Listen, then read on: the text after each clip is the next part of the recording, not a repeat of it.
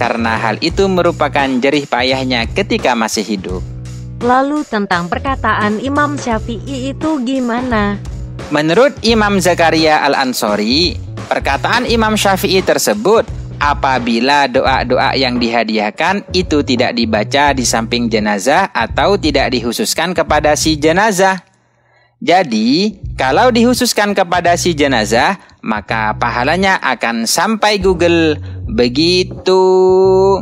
Oh begitu ya, jadi mulai sekarang saya akan ikut tahlilan. Kapan ada tahlilan lagi? Saya mau ikut. Tunggu, aku kan perempuan, masak ikut tahlilan sama kamu. Aku ikut fatayat NU saja ya. Hihihihihihi.